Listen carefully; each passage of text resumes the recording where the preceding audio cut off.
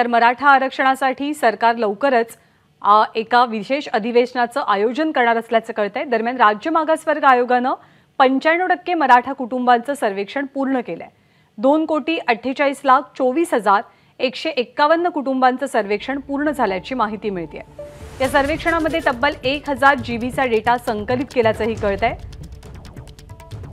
आणि जर या डेटाच्या आधारे संपूर्ण अहवाल राज्य सरकारला वेळेत प्राप्त झाला तर 15 फेब्रुवारीला विशेष अधिवेशन बोलावलं जाण्याची शक्यता आहे। मंदार गोंजारी आपल्याला माहिती देतील।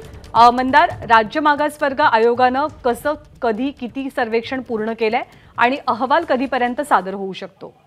ज्ञानदा, आपल्या सगळ्यांना ठाऊक आहे की राज्य मागासवर्ग आयोगाने पुण्यातील गोखले इन्स्टिट्यूटला या सर्वेक्षणासाठी एक सॉफ्टवेअर तयार करायला सांगितलं होतं आणि या सॉफ्टवेअरच्या माध्यमातून संपूर्ण राज्यभरामध्ये हे सर्वेक्षण करण्यात आलं आणि या सर्वेक्षणाची जी आकडेवारी प्राप्त झालेली आहे ती थेट राज्य मागासवर्ग आयोगाला प्राप्त झालेली आहे।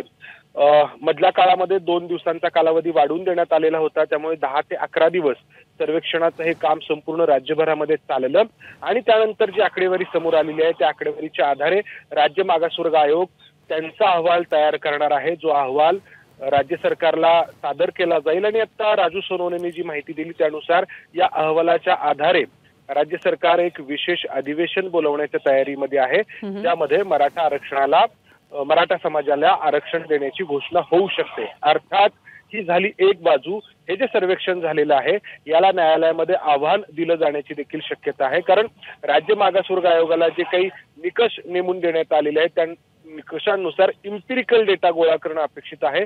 इथे हा इम्पिरिकल डेटा गोळा झालाय का याचा निर्णय न्यायालयामध्ये होईल। ज्ञानदा, धन्यवाद मंदार या माहितीबद्दल। एबीपी माझा, उघडा डोळे बघा नीट।